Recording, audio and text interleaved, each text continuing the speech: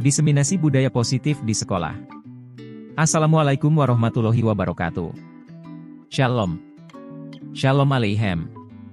Om Swastiastu. Salam Rahayu. Salam guru penggerak. Salam dan bahagia Bapak Ibu guru hebat. Perkenalkan saya Poltak Fajar Kasih Aman Don Nasinaga.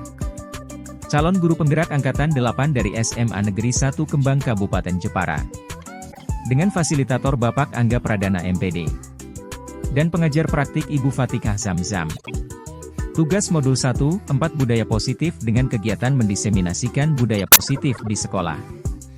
Sebagai upaya untuk mengadvokasi rekan-rekan sejawat tentang pentingnya budaya positif yang menekankan pada disiplin positif dan membangun kesadaran serta pembiasaan dengan pendekatan dalam menangani permasalahan murid di sekolah melalui segitiga restitusi. Salam dan bahagia.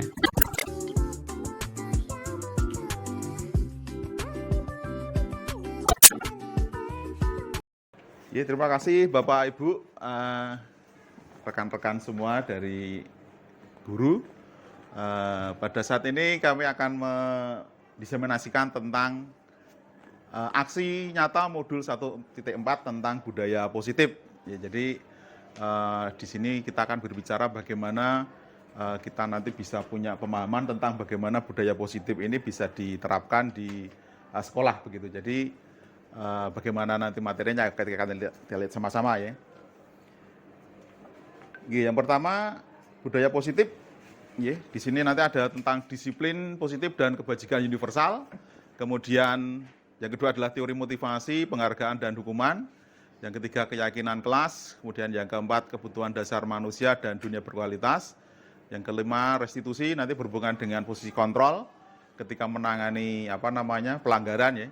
Kemudian yang keenam adalah tentang bagaimana penerapan segitiga restitusi dalam mengatasi pelanggaran pada murid. Ini nanti yang akan kita bahas sama-sama. Gitu. Oke, kita masuk ke yang pertama. Ya, disiplin positif dan nilai kebajikan universal di sini disarikan dari seorang psikolog sebenarnya ya, Diane Gosen, tentang bukunya Restructuring School Discipline tahun 2001. Jadi Diane Gosen ini menyatakan bahwa disiplin ya dari bahasa Latin yang artinya disiplina, artinya belajar, dan juga akar kata yang sama dengan disipel atau murid ya. Jadi untuk menjadi seorang murid atau pengikut, seorang harus paham betul alasan mengapa mereka mengikuti satu aliran atau ajaran tertentu, sehingga motivasi yang terbangun adalah motivasi intrinsik bukan ekstrinsik. Mungkin kalau di bahasa Arab itu murid ya, murid itu kalau nggak salah itu murid ya orang yang berkehendak ya, bukan murad. Kalau murad kan orang yang dikehendaki. Jadi ada keterkaitan dengan bagaimana ketika berkehendak itu ya berarti motivasinya dari dalam begitu ya, bukan dari luar. Oke, selanjutnya di sini juga Denny juga menyatakan bahwa berkonotasi dengan arti dari Socrates di situ ya, dan Plato. Jadi disiplin diri dapat membuat seseorang menggali potensinya menuju kepada sebuah tujuan, sesuatu yang dihargai dan bermakna. Dengan kata lain, disiplin diri juga mempelajari bagaimana cara kita mengontrol diri dan bagaimana menguasai diri untuk memilih tindakan yang mengacu pada nilai-nilai yang kita hargai. Jadi nanti kalau misalnya kita sudah murid ya, sudah punya disiplin diri itu sebenarnya lebih enak. Tugas BK lebih enak juga ya Pak Reko ya. Ya masalahnya adalah berkaitan dengan tadi ya nilai-nilai dan juga kesepakatan yang harus dijalankan begitu.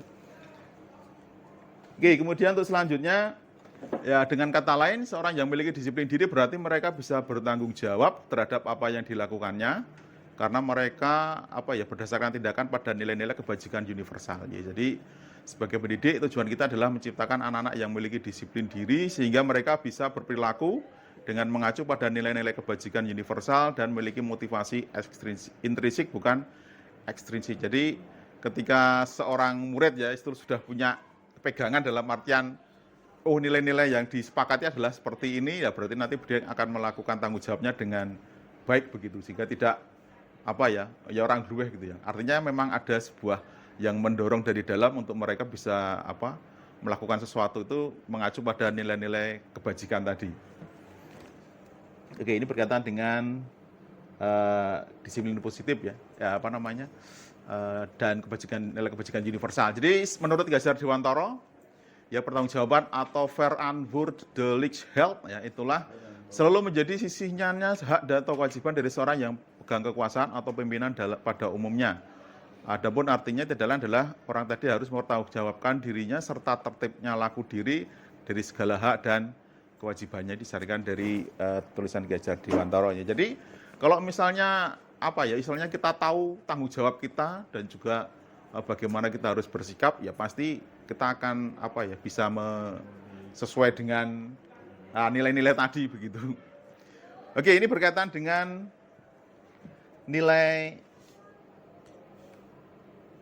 kedisiplinan positif dan nilai kebajikan universal. Ya, mungkin ada pertanyaan dulu, monggo dari Bapak Ibu, kita diskusi mawon sama-sama biar kita semakin lebih paham dulu. Monggo dari siapa dulu? Ya, saya Pak. Monggo Pak Slamet. Oke, terima kasih bahwa saat ini satu pertemuan yang sangat penting sekali. Perkenalkan, nama saya Pak Slamet Purnomo yang saat ini bersama-sama dengan Bapak Botak. Akhir-akhir ini Bapak, bahwa yang menjadi perhatian itu tentang kedisiplinan yang berada di sekolah-sekolah. Yang menjadi pertanyaan saya, apakah peraturan dan pelanggaran itu dapat menjadi bagian dari disiplin yang dilaksanakan di sekolah? Sementara itu, terima kasih. Assalamualaikum warahmatullahi wabarakatuh. Ya, terima kasih Pak Slamet ya sudah mengajukan pertanyaan. Jadi kita diskusi mawon ya biar lebih enak. Jadi apakah peraturan dan pelanggaran itu bisa dijadikan istilahnya acuan bagi kita untuk bisa menerapkan ya disiplin begitu. Jadi kalau dari materi tadi kita paham bahwa istilahnya ya, kalau peraturan itu kan dibuat kan berdasarkan dari atas begitu ya, dari atas. Jadi kita menerapkan aturan itu memang supaya murid itu ya bisa menaati peraturan sehingga nanti semuanya bisa berjalan sesuai dengan aturan tadi. Artinya akan menciptakan disiplin dalam artian dia hanya diterapkan dari atas. Jadi peraturan dia sifatnya akan dari top up ya ke bawah, itu adalah peraturan. Jadi kalau misalnya kalau misalnya dia diterapkan secara tertib bisa, tapi karena ada keterpaksaan tadi, jadi tidak berawal atau tidak berdasarkan pada intrinsik atau motivasi dari dalam. Jadi bisa dilakukan, tetapi itu tidak akan istilahnya itu kalau misalnya tuh aturan tidak dilakukan, ya nanti akan terjadi tidak ditegakkan ya, maksudnya itu ya pelanggaran terus akan terjadi seperti itu, sehingga motivasinya akan berbeda ketika kita tanamkan murid itu kalau nilai-nilai yang kebajikan tadi ditanamkan secara intrinsik begitu. Jadi mereka akhirnya punya kesadaran tadi. Jadi ada kontrol diri yang akan membuat mereka paham bahwa apa yang dilakukan itu merupakan motivasi dari dalam berdasarkan nilai-nilai kebajikan. Ya sehingga kalau misalnya nanti peraturan ditetapkan bagus ya. Kita tahu semua bahwa seperti misalnya di militer ya, militer itu kan ketat sekali, tapi begitu nanti tidak jadi tentara ya podo wae begitu ya. Artinya memang ada kelemahannya ketika sebuah istilahnya peraturan itu tegakkan, disiplin terbentuk, tapi dia tidak berdasarkan pada nilai-nilai kebajikan yang disepakati atau yang dipercaya, sehingga ketika nanti diterapkan ya hanya sebatas ketika dalam lingkungan itu, tapi nanti ketika sudah di luar mungkin dia tidak akan beda lah begitu ya, sikapnya akan berbeda. Contoh misalnya di SMA Negeri 1 Pati kalau tidak salah. Anak-anak itu kan disiplin, kemudian dilakukan semacam nilai ya, kalau tidak salah ya. Ada nilainya, jadi nanti kalau ada pelanggaran dikurangi, nilai pelanggaran dikurangi, kalau dantek jadi dintokke kan seperti itu. Ada poinnya. Ada poin. Ya, ada poin. Jadi ya bagus, artinya itu kalau misalnya diterapkan dari atas. Kalau misalnya itu secara secara luas dan itu nanti disepakati bersama. Tapi kalau misalnya dari keyakinan itu kan artinya ketika kita melakukan sesuatu itu berdasarkan nilai-nilai yang kita percaya, sehingga kalau misalnya nanti dimanapun tempatnya, ketika nanti tidak ada aturan pun, ketika kita sudah percaya dengan nilai itu ya kita akan tetap mentaati seperti itu. Ya, mungkin itu Pak Slamet ya. Ya, terima kasih Bapak. Ya, ini berkaitan dengan nilai disiplin positif ya. Oke, mungkin disiplin positif ada lagi yang lain. Ya, monggo Bu Santi. Assalamualaikum warahmatullahi wabarakatuh. Waalaikumsalam warahmatullahi wabarakatuh. Perkenalkan, saya Santi Idrisuti. Menyimak tadi yang sudah disampaikan Pak Botak cukup menarik ya. Artinya budaya positif ini ketika diterapkan di sekolah, ketika keyakinan dan nilai itu disepakati menjadi kebiasaan bersama dan dilakukan terus-menerus, akan menjadi pembiasaan yang positif. Dan cuman di sini itu adalah tantangan untuk kita sebagai guru, bagaimana bisa menumbuhkan motivasi intrinsik pada murid. Artinya tidak menggunakan motivasi ekstrinsik, yaitu hukuman, penghargaan dari luar ya, dari hukuman dari guru maupun penghargaan dari guru. Tetapi bagaimana murid itu bisa menumbuhkan diri supaya dia yang berkehendak. Ketika sudah berkehendak, maka dia akan tulus ikhlas melakukan itu tanpa diminta oleh Bapak Ibu guru, karena dia sadar diri gitu. Itu kebutuhannya dia sendiri untuk menanamkan disiplin positif. Nah, yang saya tanyakan Pak Rokat, bagaimana visi guru penggerak ini dalam menanamkan budaya positif, terutama bagaimana menumbuhkan motivasi intrinsik dari murid supaya bisa menjadi pembiasaan yang positif di sekolah. Terima kasih. Ya, terima kasih Bu Santi. Jadi berkaitan dengan bagaimana kita bisa menerapkan disiplin positif ini untuk menumbuhkan bagaimana murid-murid itu punya motivasi intrinsik. Saya pikir yang pertama adalah bagaimana kita harus nilai-nilai kebajikan itu harus kita gali dari murid sendiri. Ya, jadi artinya ketika kita mau membuat sebuah kalau di sini itu merangkum nilai-nilai kebajikan, ya nanti akan menjadi sebuah keyakinan tadi di sekolah maupun di kelas, itu harus berdasarkan masukan dari murid dulu. Jadi murid akan digali dulu tentang nilai-nilai kebajikan apa yang ada. Kemudian ketika sudah dirangkum baru nanti di situ kita sepakatilah gitu ya. Dia ada prioritas. Jadi ada prioritas mana yang kira-kira itu nanti memang murid itu punya kepercayaan atau keyakinan bahwa itu nanti akan bisa dilakukan ketika di sekolah begitu. Kemudian selanjutnya adalah baru dieksekusi untuk menjadi sebuah keyakinan sekolah. Jadi bukan peraturan sekolah tapi sebuah keyakinan sekolah di mana mereka nanti menyepakati semua.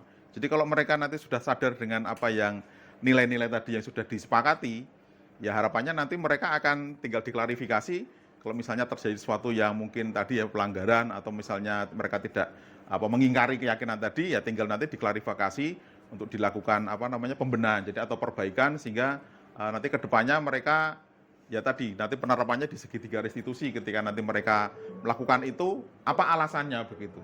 Ya karena nanti juga berkaitan dengan kebutuhan dasar manusia. Jadi ketika nanti kebutuhan itu tidak terpenuhi ya nanti akan ada pelanggaran. Jadi nanti ada tahapannya supaya nanti setiap nilai-nilai yang disepakati itu menjadi keyakinan sehingga nanti dengan ada prioritas nanti dia sesuaikan dengan bagaimana kebutuhan juga dan yang ada di sekolah ini sehingga ketika nanti disepakati bersama mereka sudah mempunyai gambarannya bahwa ini adalah apa yang sudah saya usulkan, sudah saya dari dalam diri saya sehingga mereka akan sepakat dengan nilai itu dan mereka akan melakukan nilai-nilai tersebut. Itu mungkin Bu nanti. Terima kasih. Monggo, sudah? Kita lanjutkan dulu ya. Oke, kita lanjutkan dulu berkaitan dengan materi selanjutnya tentang teori motivasi, hukuman, dan penghargaan serta restitusi. Ini juga sama ya. Jadi berkaitan juga dengan bukunya Diane Gosen ya. Di sini ada 3 motivasi perilaku. Yang pertama adalah untuk menghindari ketidaknyamanan atau hukuman. Ini masih ekstrinsik ya. Ekstrinsik. Kemudian untuk mendapatkan penghargaan atau imbalan dari orang lain.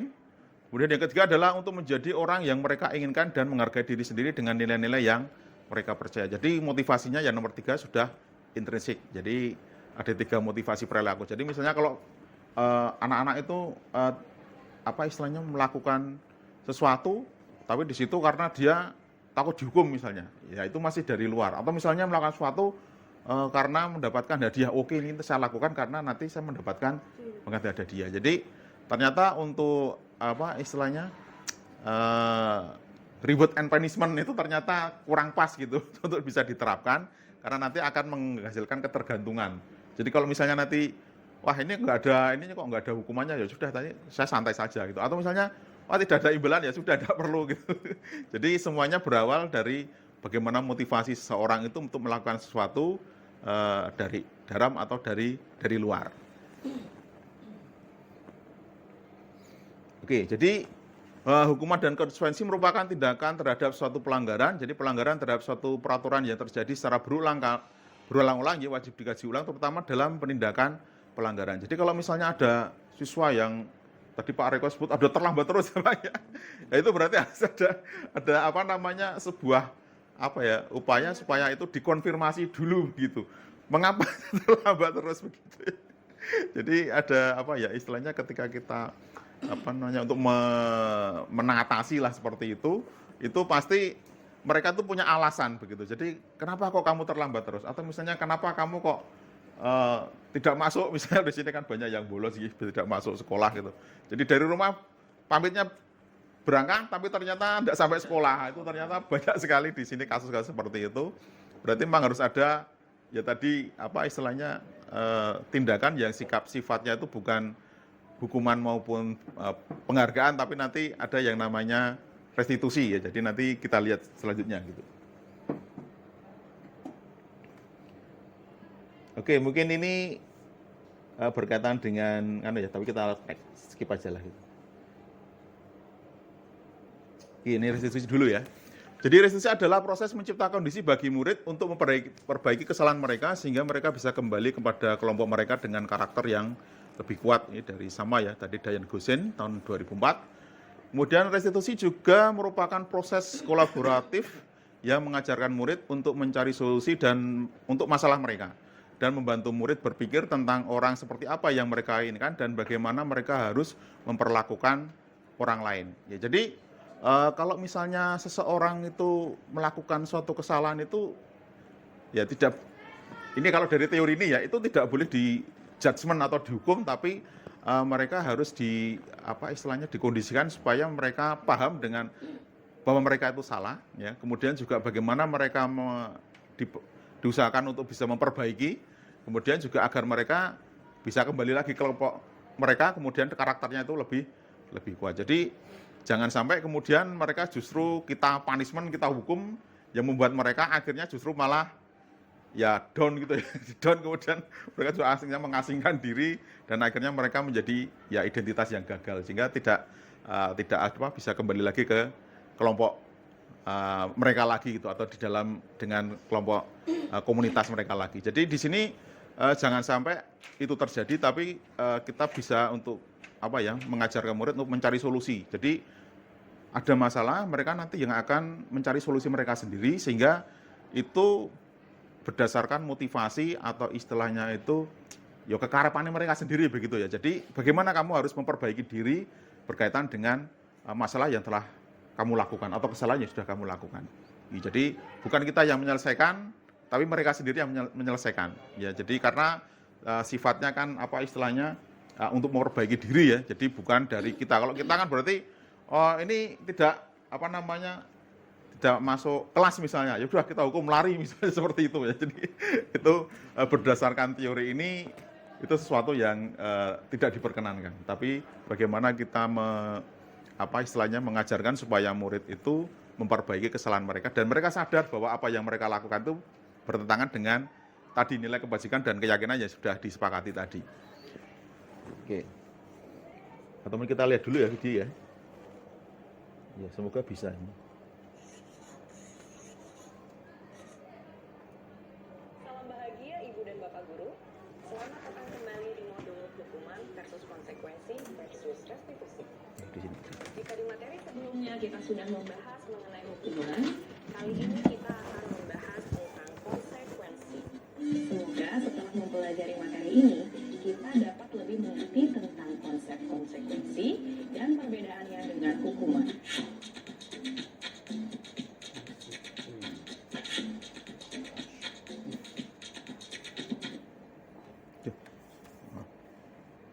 Mau ulang lagi.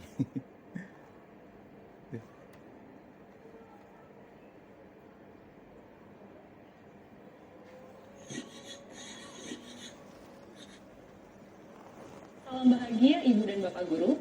Selamat datang kembali di modul hukuman versus konsekuensi versus restitusi. Jika di materi sebelumnya kita sudah membahas mengenai hukuman, kali ini kita akan membahas tentang konsekuensi. Semoga setelah mempelajari materi ini, kita dapat lebih mengerti tentang konsep konsekuensi dan perbedaannya dengan hukuman.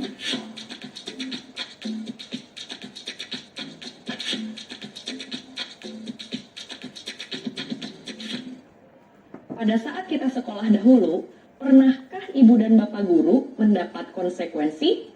Misalnya, jika merusak sarana dan prasarana sekolah, maka diskors untuk beberapa waktu. Atau, jika tidak mengerjakan PR, kita harus menyalin PR tersebut sebanyak 2 kali. Sekarang, kalau kita berefleksi dan mengingat itu semua, apa benar ya yang kita alami dulu merupakan bentuk konsekuensi? Ibu dan bapak guru, konsekuensi erat kaitannya dengan akibat yang akan kita terima dari suatu perbuatan. Kita diajarkan untuk bertanggung jawab atas perbuatan kita sesuai dengan peraturan. Diane Gozen menerangkan bahwa konsekuensi adalah sebuah keadaan di mana terdapat kesepakatan dan bentuk tanggung jawab yang sudah bisa diprediksi oleh murid dan guru. Jadi, jika murid melakukan kesalahan, mereka bertanggung jawab sesuai dengan kesepakatan atau aturan yang berlaku. Murid dapat berkontribusi membuat kesepakatan atau aturan kelas bersama-sama dengan guru. Adanya kesepakatan inilah yang membuat konsekuensi berbeda dengan hukuman. Saat terjadi kesalahan, murid dan guru bisa memprediksi dan melakukan sanksinya sesuai aturan. Ini berbeda dengan hukuman yang sanksinya tidak bisa diprediksi, karena gurunya lah yang menentukan. Bagaimana dengan relevansi antara bentuk sanksi dan kesalahannya? Kita sudah belajar bahwa pada hukuman tidak ada korelasi logis antara kesalahan dan solusi. Bagaimana dengan konsekuensi? Menurut Gozen, konsekuensi memiliki bentuk solusi yang lebih logis daripada hukuman.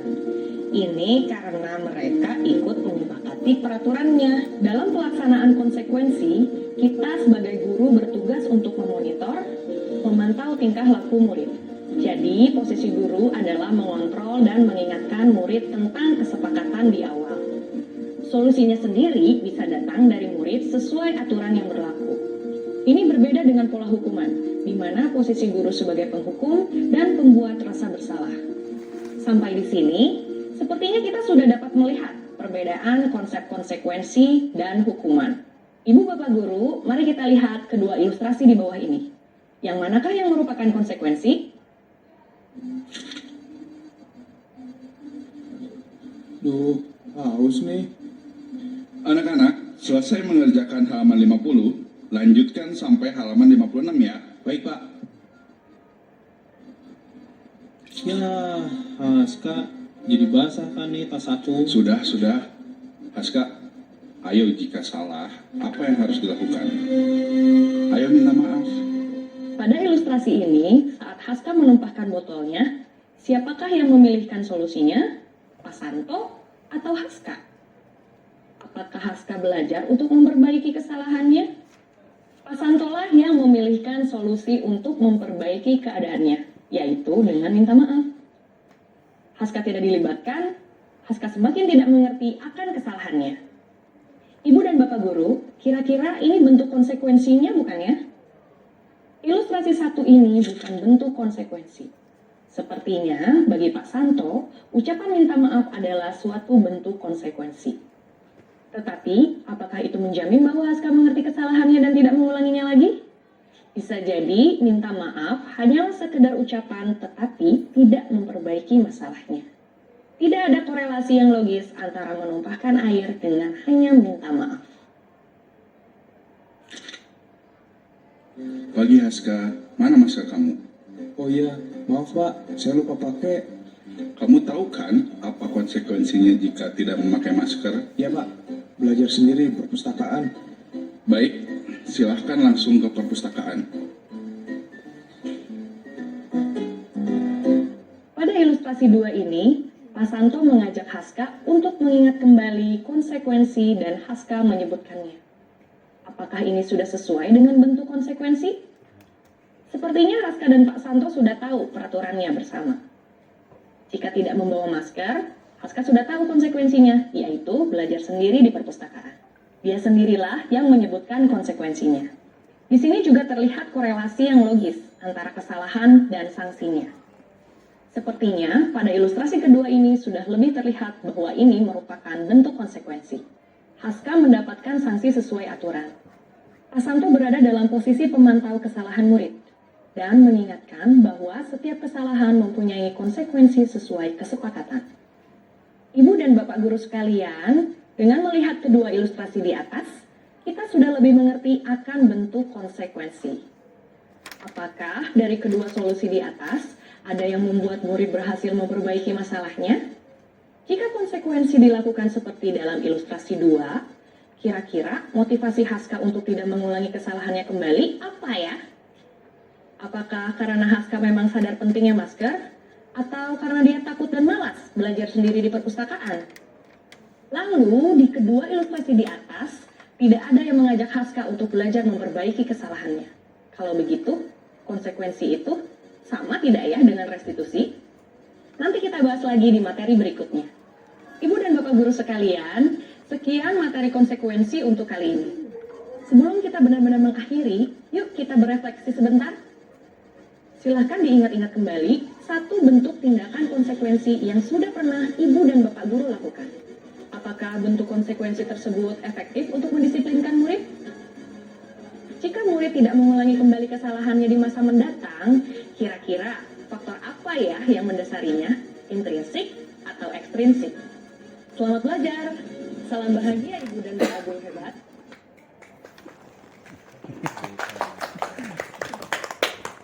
Ya, Bapak Ibu tadi tentang materi tentang apa namanya konsekuensi ya, ada hukuman dengan konsekuensi. Ya, moga mungkin ada pertanyaan dulu berkaitan dengan apa namanya tadi materi yang tadi.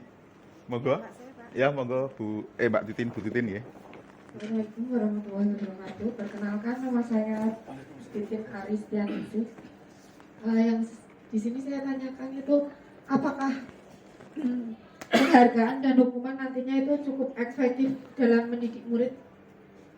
Ya, cukup sekian. Ya, terima kasih. Jadi apakah dengan memberikan hukuman dan penghargaan itu cukup efektif begitu ya berkaitan dengan apa namanya mendidik murid di sekolah begitu. Jadi kalau misalnya selama ini kita lakukan ya, selama ini kan kalau ada murid melakukan kesalahan ya kita pasti akan langsung melakukan tindakan lah begitu ya, tindakan. Jadi kalau misalnya ya tadi yang paling banyak misalnya tidak mengerjakan tugas kemudian disuruh mencatat misalnya berapa kali, 50 kali misalnya. Jadi kalau misalnya itu sifatnya apa ya, kita menghukum gitu, berarti kan mereka tidak akan sadar dengan apa yang mereka lakukan begitu. Artinya mereka tidak diajak untuk melakukan apa istilahnya memperbaiki kesalahan begitu. Sehingga yang terjadi adalah kalau misalnya mereka melakukan kesalahan tapi tidak ada itikat atau untuk memperbaiki kesalahan, ya praktis ketika dilakukan seperti itu terus nanti ya akan berulang terus. Kenapa? Karena dia tidak memiliki tadi motivasi dari dalam. Tapi karena apa? Karena takut tadi, takut dihukum atau takut misalnya mendapatkan hukuman misalnya, sehingga mereka tidak memiliki apa ya istilahnya motivasi dari dalam tadi. Ya, mungkin itu. Ya, ya terima kasih. Mungkin ada yang lain? Sekedar menanggapi boleh? Oh ya, monggo, Pak Danang. Terima kasih atas pembahasannya Pak Poltek dan waktu yang sudah diperkenalkan. Kalau ini hanya sekedar sharing saja Pak Poltek. Ya. Jadi ini kebetulan tahun ajaran baru, saya menemui murid-murid yang baru yang awalnya saya belum pernah mengajar begitu. Sebelum saya kemudian memberikan restitusi atau kemudian konsekuensi, saya membuat kontrak belajar bersama murid. Jadi apa yang bisa dilakukan di kelas saya dan apa yang tidak boleh dilakukan di kelas saya. Dan di situ kemudian disepakati oleh seluruh murid di kelas. Jadi kalau misalnya ada anak yang terlambat masuk kelas lebih dari 10 menit. Konsekuensinya adalah dia tidak mengikuti pembelajaran dan dia harus mencatat sendiri materi pembelajaran di mana saya saat itu memberikan materi tentang pembelajaran. Dan anak tersebut kemudian mau mengikuti karena di awal saya sudah tekan kontrak belajar, apabila begini maka nanti begini, apabila begini maka nanti begini. Jadi ketika anak mungkin juga ada yang lupa Pak tadi, untuk kedepannya kadang ada yang lupa, kayak gini tuh harusnya ngapain begitu.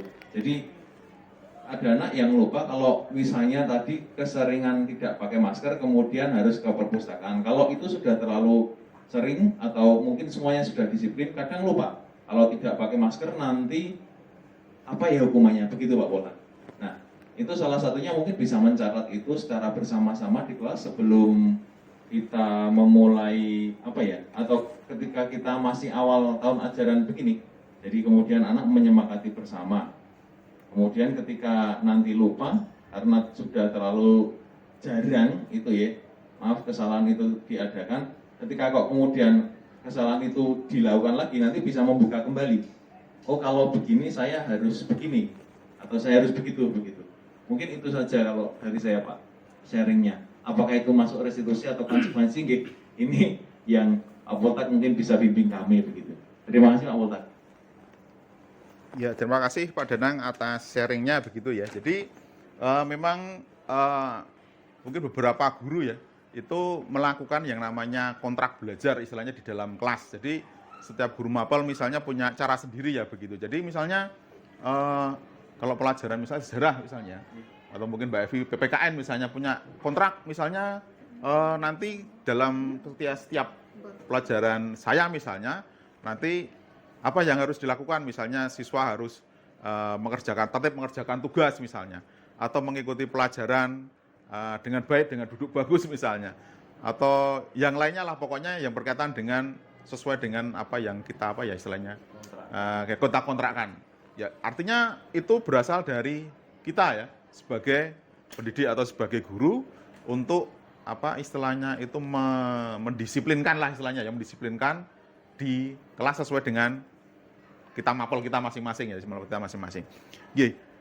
Di situ sebenarnya tidak ada masalah ketika kalau nanti ya berkaitan dengan materi berikutnya, kalau misalnya nilai-nilai itu memang digali dari murid sendiri. Jadi kalau misalnya murid sendiri itu punya istilahnya tadi ya, misalnya ini di kelas ya, misalnya ini berkaitan dengan misalnya ini di wali kelas misalnya itu berkumpul dulu misalnya, kemudian dengan murid-murid, kemudian membuat sebuah rancangan lah begitu, rancangan yang berkaitan dengan keyakinan kelas. Jadi yang pertama adalah bagaimana supaya nilai-nilai itu digali dari murid sendiri. Jadi misalnya apa sih nanti yang di kelas misalnya, yang pertama misalnya tidak membuat gaduh misalnya, ya, atau kemudian yang kedua misalnya tidak boleh mencoret-coret tembok atau meja dan kursi. Kemudian nanti sampai beberapa, kemudian di situ dari istilahnya misalnya dari larangan-larangan lah istilahnya, larangan-larangan tadi itu kan dia kan negatif ya, jangan ini tidak boleh ini tidak boleh itu. Jadi tabirnya adalah merubah dulu supaya menjadi lebih positif. Jadi misalnya kalau tadi tidak boleh datang terlambat ya, dirubah menjadi misalnya siswa hadir di sekolah tepat waktu misalnya. Jadi di situ menjadi lebih positif. Artinya tidak ada lagi menjadi sebuah peraturan yang sifatnya kaku. Ya, kemudian di situ nanti juga nilainya nilai yang dipercaya itu apa? Misalnya di situ datang tepat waktu, misalnya disiplin misalnya, atau istilahnya menghargai waktu lah begitu. Itu nanti dirancang semua sehingga ketika nanti disepakati di dalam kelas itu nanti menjadi sebuah tadi yang namanya nanti ya nilai berikutnya adalah keyakinan kelas sebenarnya. Jadi keyakinan kelas atau istilahnya nanti sudah menjadi kesepakatan berdasarkan dari nilai-nilai yang dipercaya tadi. Ketika nanti mereka sudah menjadi nilai-nilai yang dipercaya, itu nanti akan mendorong mereka untuk bisa membangkitkan motivasi dari dalam diri. Ya, sehingga mereka tidak lagi menaati itu karena keterpaksaan atau karena takut dihukum. Tapi memang mereka meyakini ini sebagai sesuatu yang harus dijalankan untuk agar supaya nanti dalam kelas itu menjadi lebih baik lagi, menjadi lebih tertib, menjadi nyaman buat semuanya, sehingga ya kalau misalnya belajar nanti ya kita sama-sama enak lah gitu ya, karena guru pasti akan senang kalau di dalam kelas itu muridnya tenang, nyaman begitu ya. Tidak geger segala macam. Ya itu nanti kurang lebih seperti itu.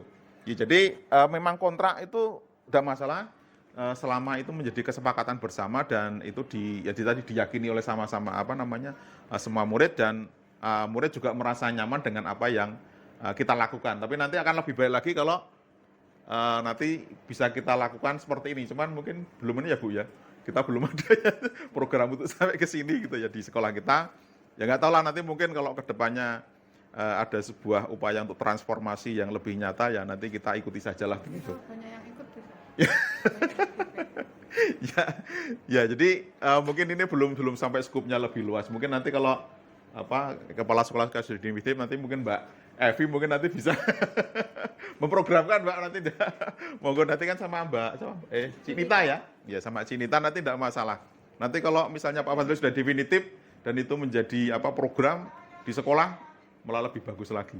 Ya karena ini kan kita masih sifatnya ini karena belum definitif, jadi kita tidak berani melangkah lebih jauh gitu. Padahal harusnya itu diakomodasi oleh sekolah seharusnya.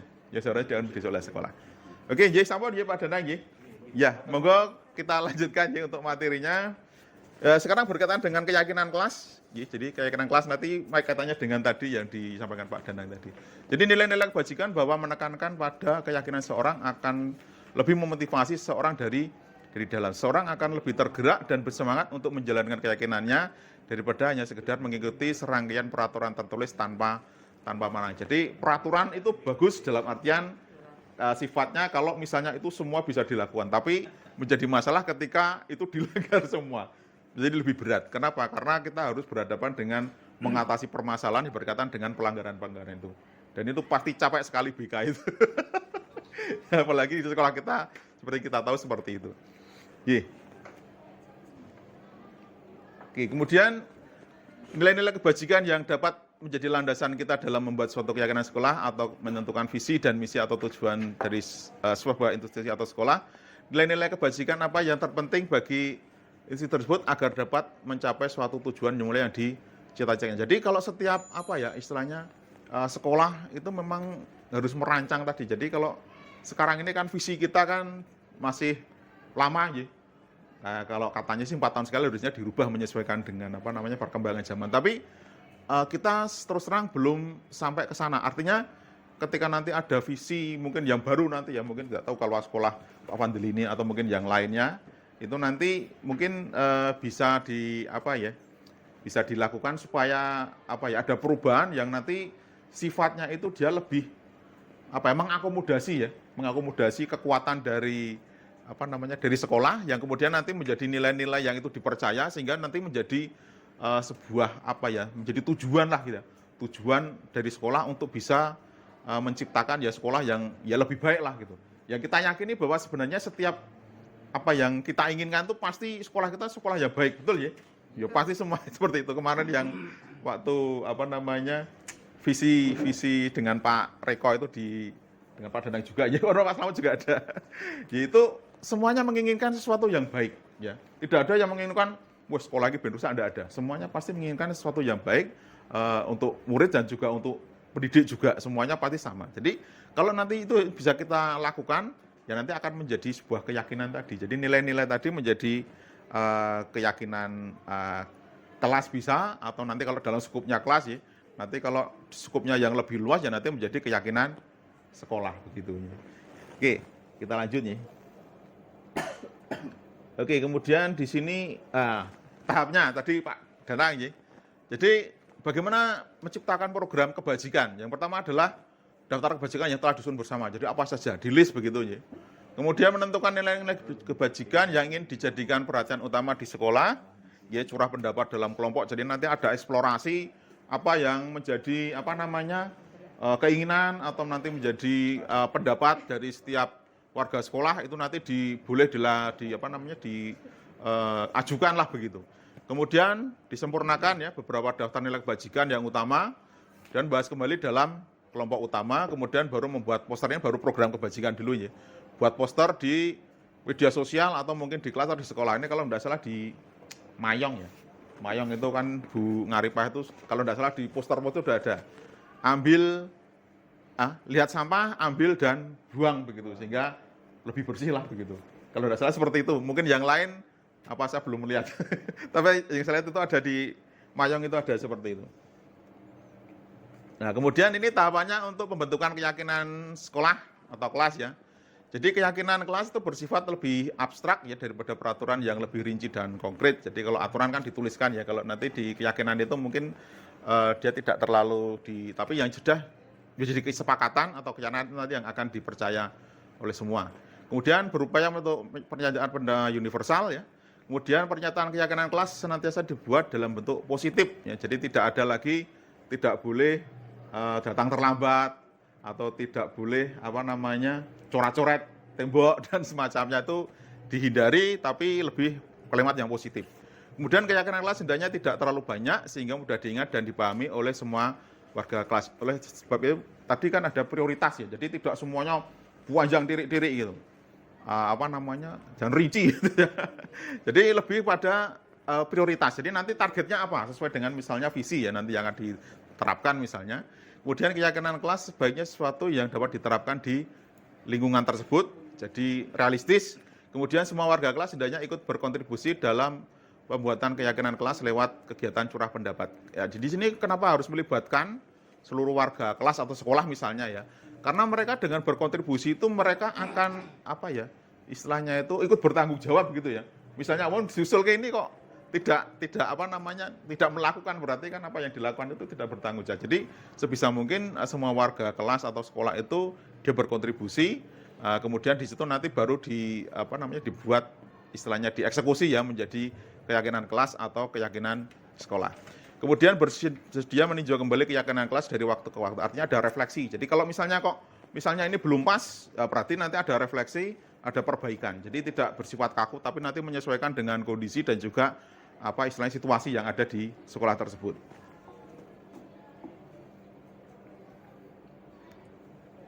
Oke, mungkin itu dulu. Ada pertanyaan lagi mungkin berkaitan dengan keyakinan kelas. Monggo, Bapak Ibu. Ada, Pak? Ya, monggo Pak Reko. Ini dari BK. Cocok ini materinya buat BK ini. Terima kasih atas waktunya. Perkenalkan, nama saya Reko Wibowo. Dari materi yang telah dipaparkan Pak Polta tentang kebersihan universal, di mana di dalamnya ada keyakinan kelas, ya, yang mana kita ketahui bahwasanya sekolah kita ini adalah dari berbagai latar belakang sekolah yang berbeda-beda siswanya, dan juga dari keluarga yang berbeda-beda. Nah, dari sini akan muncul pertanyaan, bagaimana caranya agar keyakinan kelas dapat disepakati seluruh warga kelas? Mohon pertanyaan dijawab Pak Poltak. Terima kasih. Ya, terima kasih Pak Reko atas pertanyaan. Jadi bagaimana supaya ini menjadi disepakati semua gitu ya? Ya. Oke, jadi yang pertama tadi dari rangkaian ini kita bisa pahami bahwa ketika tadi ada mulai dari program dulu merangkum ya, istilahnya merangkum nilai-nilai tadi, itu kemudian baru ketika merangkum itu ya semuanya harus berkontribusi ya.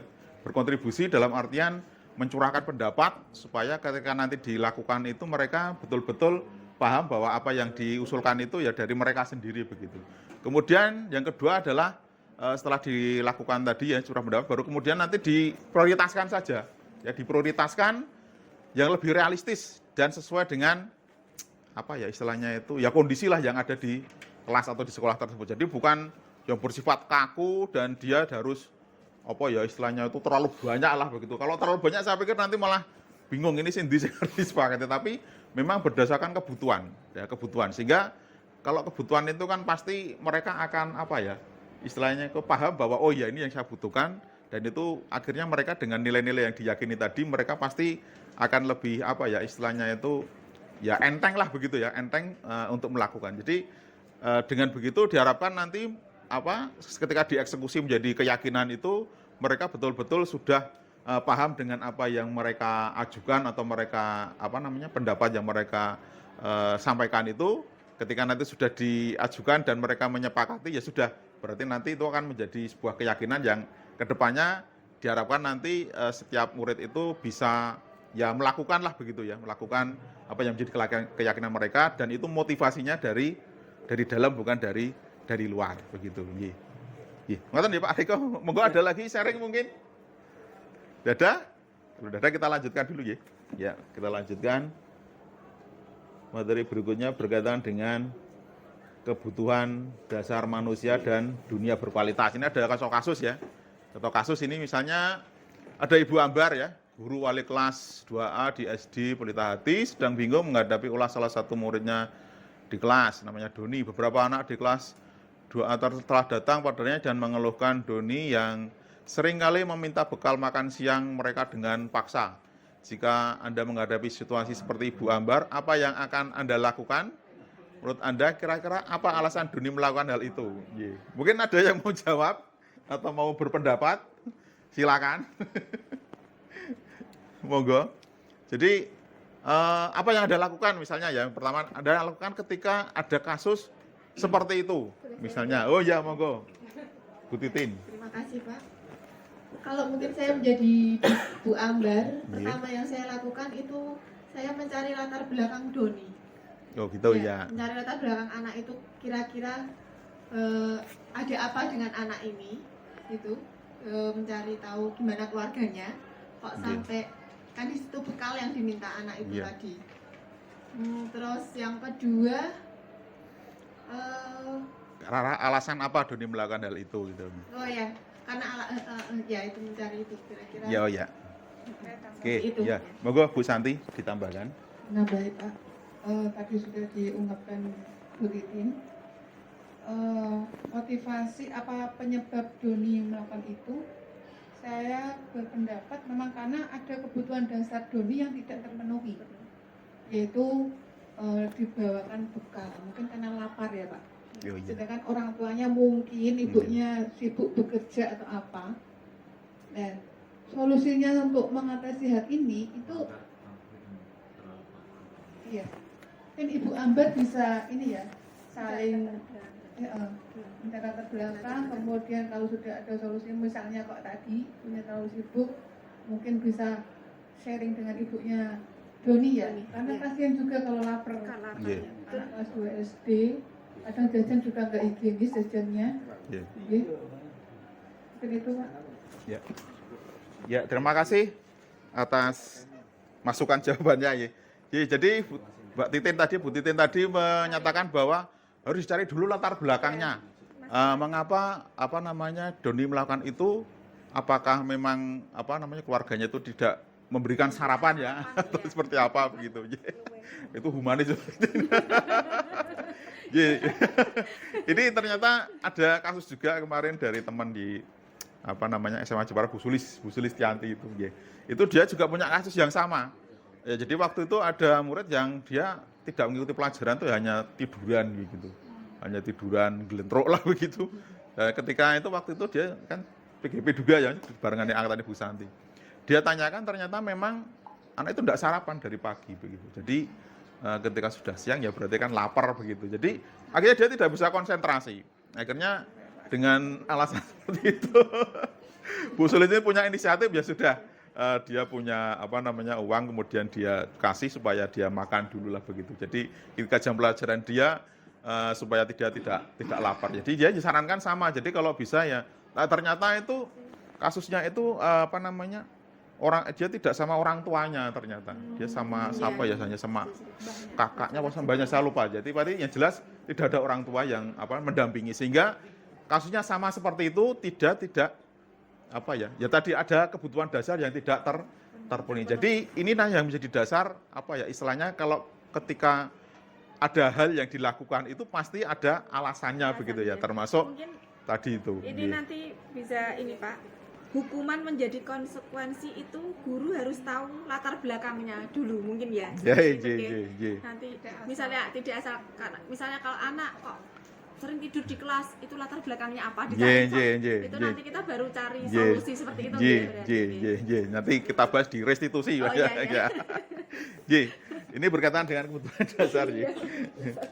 Oke, jadi ada 5 kebutuhan dasar ya.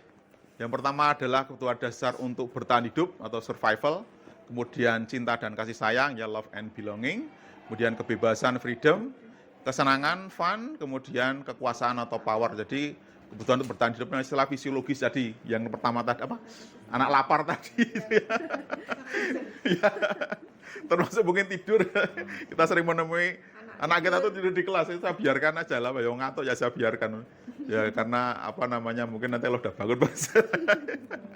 Kemudian kita dikasih yang paling banyak itu sebenarnya kesenangan kalau tidak salah ya. Kesenangan itu yang paling banyak. Misalnya dia main HP sibuk sendiri, ya jadi itu pasti kesenangan seperti itu. Atau misalnya mereka bolos kemudian sama teman-temannya dulan, itu pasti kesenangan. Jadi alasan mereka pasti karena apa? Ya 5 kebutuhan dasar manusia tadi. Oke, ini berkaitan dengan 5 kebutuhan dasar ya. Oh ya. Bentar, ini ada linknya ini kan. Sampai ini ya. Jadi kalau misalnya ini tidak terpenuhi ya pasti nanti akan terjadi ketidakseimbangan. Jadi misalnya sama ketika anak melanggar sesuatu itu pasti ada alasannya. Tadi berkaitan dengan 5 kebutuhan dasar manusia tadi. Jadi tidak bisa kemudian kita langsung menjudgment, kemudian menghukum, tapi kita tidak tahu latar belakangnya tadi. Jadi Mbak Titin, ya sedari seperti itu. Dulu pernah kalau tidak salah itu yang natah ya kalau misalnya Pak Dana mungkin tahu. Dulu anak kita itu yang natah. Jadi terlambat terlambat kenapa bangunnya kesiangan, ternyata malamnya itu natah misalnya. Kerja ada yang Garut Pak, jadi ngambil karet. Oh, ngambil karet ya karena nemen ibunya loh, ya, orang tuanya ya, ada juga seperti itu. Ada juga dulu yang katanya ini apa?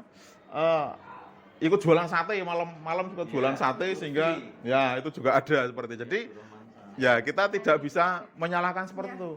Kenapa? Karena mereka memang memiliki kebutuhan ini gitu ya.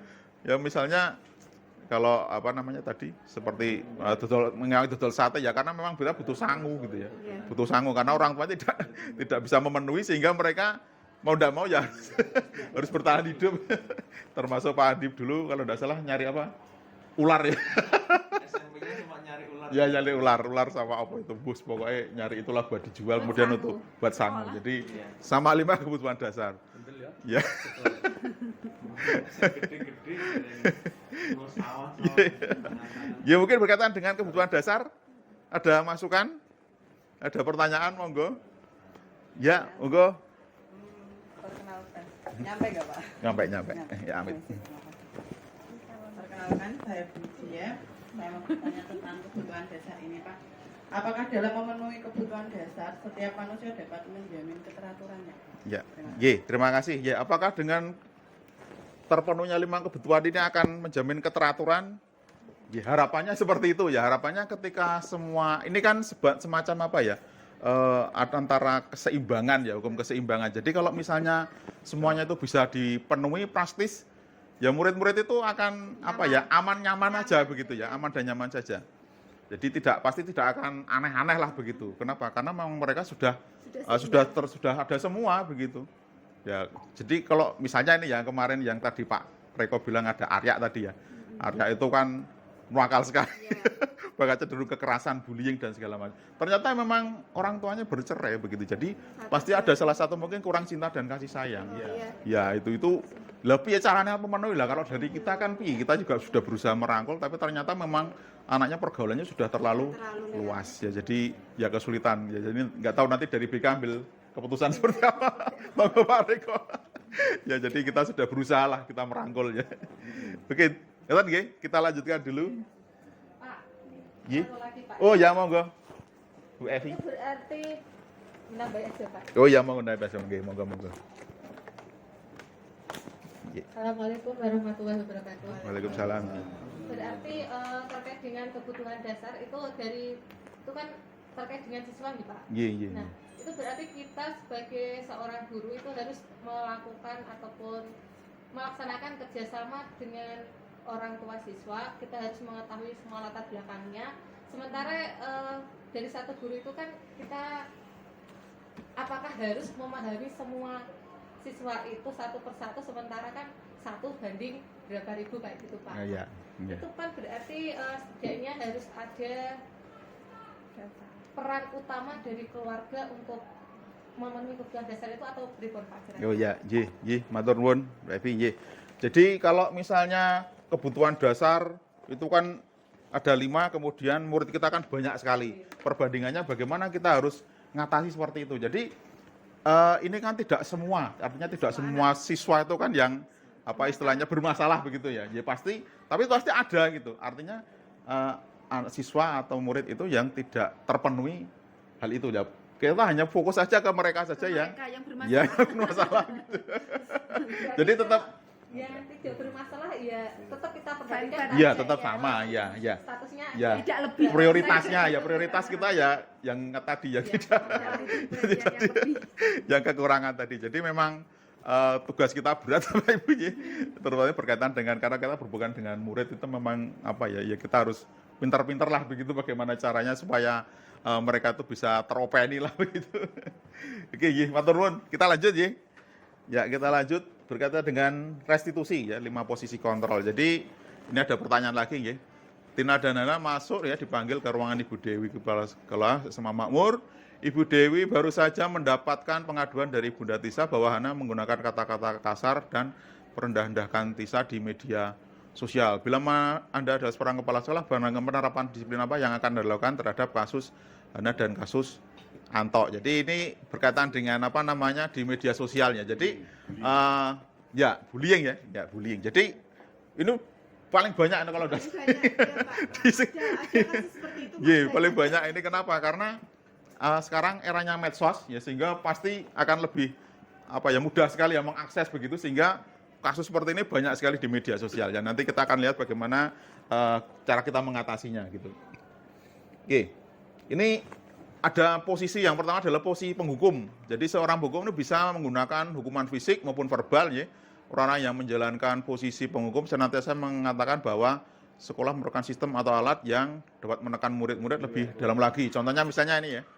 Waktu aturan saya atau awas atau kamu selalu saja salah, pasti selalu yang terakhir yang selesai dan semacamnya. Jadi misalnya menjudgment lah gitu ya, menghukum. Ya ini posisi penghukum seperti ini. Ya nanti hasilnya apa gitu. Ya murid akan marah, mendendam atau bersifat agresif. Bisa jadi sudah kembali duduk, murid tersebut akan mencoret bukunya atau meja tulisnya dan lebih buruk lagi. Artinya dia tidak terima dengan apa yang ya diperlakukan seperti itu. Ya. Oke, ini penghukum ya, ini posisi kontrol penghukum. Kemudian pembuat merasa bersalah. Ya, jadi ini misalnya ya contohnya adalah Adi, kamu bagaimana ya? Kamu sudah berjanji tidak terlambat lagi. Kenapa kamu sering mengecewakan lah begitu. Jadi artinya apa yang dilakukan itu akan membuat siswa itu merasa bersalah. Ya, jadi hasilnya ya itu tadi ya bersalah telah mengecewakan ibu atau bapak gurunya. Murid akan merasa menjadi orang yang gagal. Nah, ini menjadi orang gagal dan tidak sanggup membahagiakan orang lain. Di sini intonasinya dia tidak sebagai penghukum tadi ya, dengan kekuasaan tapi dia lebih halus begitu. Ya. Ya, oke. Oke, kemudian pembuat merasa bersalah. Ini ya, kemudian yang berikutnya adalah sebagai teman. Ini posisi kontrol sebagai teman. Ya, jadi ini sebenarnya akrab ya, bahasa tubuhnya juga meraba pada murid, ya, senyum dan jenaka. Jadi misalnya, Adi, ayolah bagaimana sih kamu? Kemarin kamu sudah berjanji ke Bapak, bukan? Kenapa kamu terlambat lagi? Jadi nanti sifatnya lebih friendly lah begitu ya. Tapi hasilnya adalah ya murid senang, akrab, tapi itu hanya itu termasuk dampak positif, tapi hanya saja di sini negatifnya adalah murid tergantung pada guru. Jadi bila ada masalah, dia merasa bisa mengandalkan guru tersebut untuk membantunya. Jadi posisi teman ini kurang baik, kenapa? Karena dia tidak berusaha untuk memperbaiki diri dari mereka sendiri begitu. Ya, ini posisi sebagai teman. Oke, kemudian sebagai pemantau, ya pemantau ini dia hampir sama dengan ini ya. Dia suaranya datar, kemudian bahasa tubuhnya formal, jadi dia tetap serius lah begitu. Ya, misalnya Adi, tahukah kamu jam berapa kita mulai? Tahu Pak, kalau terlambat 15 menit, kamu tahu konsekuensinya jika terlambat gitu ya. Paham Pak, saya harus tinggal dan istirahat, mengerjakan tugas, ketertinggalan saya. Jadi ini hanya pemantau. Jadi murid memahami konsekuensi yang harus dijalankan karena telah melanggar salah satu peraturan sekolah. Jadi guru tidak menunjukkan suatu emosi yang berlebihan, menjadi marah atau membuat merasa berbuat salah. Ya murid tetap dibuat tidak nyaman, yaitu dengan harus tinggal kelas pada waktu istirahat dan mengerjakan tugas. Guru tetap harus memantau murid pada saat mengerjakan tugas di jam istirahat karena murid tidak bisa ditinggal seorang diri. Jadi di sini dia tidak menghukum ya, tapi dia hanya istilahnya ada konsekuensi yang harus dilakukan, misalnya karena terlambat harus mengerjakan tugas sendiri. Jadi ini sebagai pemantau. Oke, ini posisi yang paling baik ya, ini sebagai manajer ya. Nada suara halus, bahasa tubuh tidak kaku dan mendekat ke murid. Ya, jadi misalnya dia bakal mengetahui bahwa jam berapa sekolah dimulai, tahu Pak jam 7. Ya kamu jadi harus terlambat, kira-kira bagaimana kamu harus memperbaiki.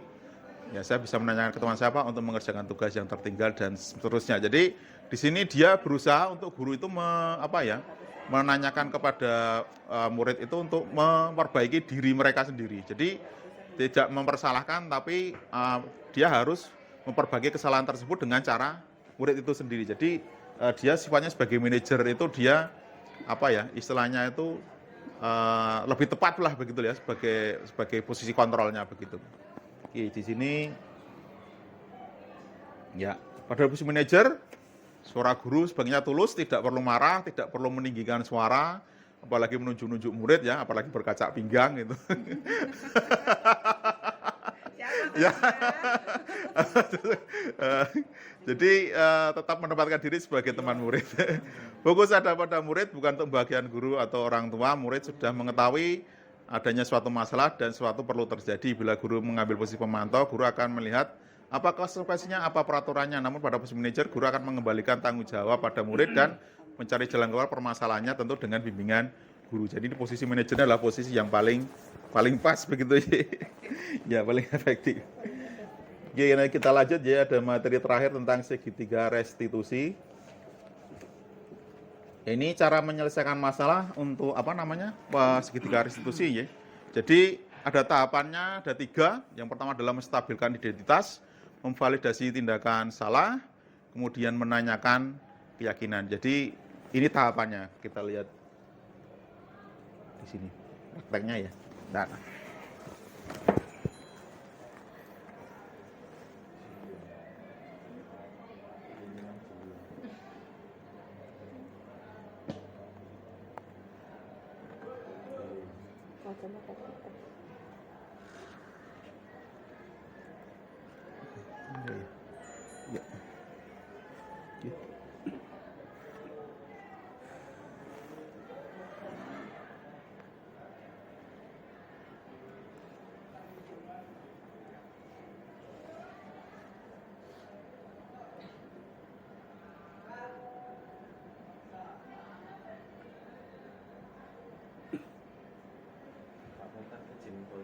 Ya, monggo. Ya, kita langsung aja ya. Yang penanganan masalahnya. Oh, ini nih, Pak.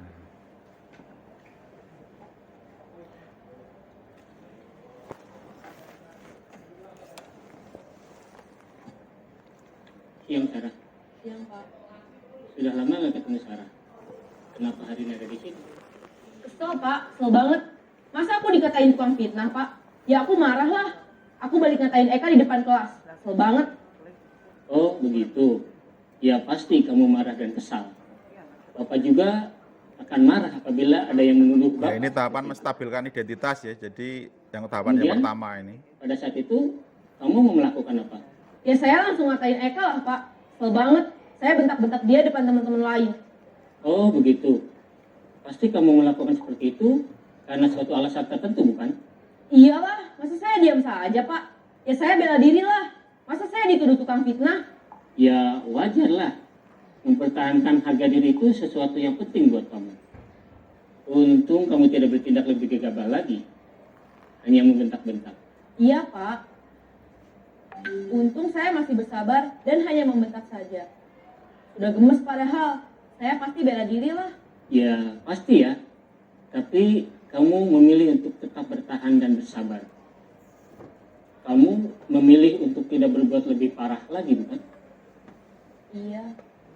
Nah, sekarang coba kita lihat lagi. Tindakan kamu yang bentak-bentak Eka di kelas. Ya, ini tahapan menanyakan keyakinan kira-kira ya. Sesuai dengan keyakinan kelas atau prinsip kamu tidak? Enggak lah, Pak.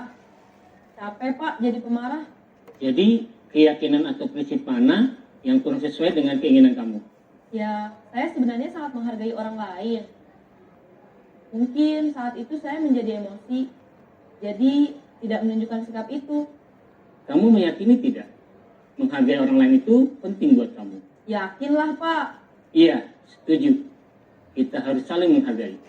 Namun, ada juga keyakinan yang kita sepakati yang perlu kita jalankan apabila kita sedang marah, bukan?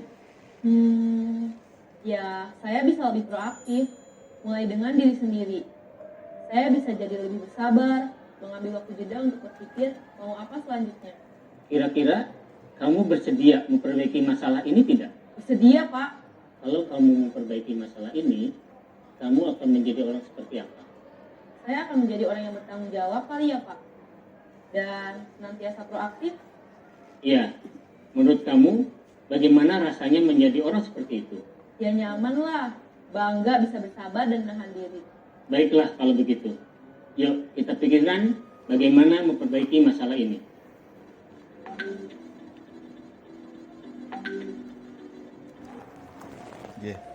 Demikian Bapak Ibu tentang penerapan segitiga restitusi ya. Jadi ada 3 tahapannya. Yang pertama adalah menstabilkan identitas, kemudian yang kedua memvalidasi tindakan yang salah, kemudian yang ketiga adalah menanyakan keyakinan. Jadi ini sebenarnya pas di BK Pak Reko ya.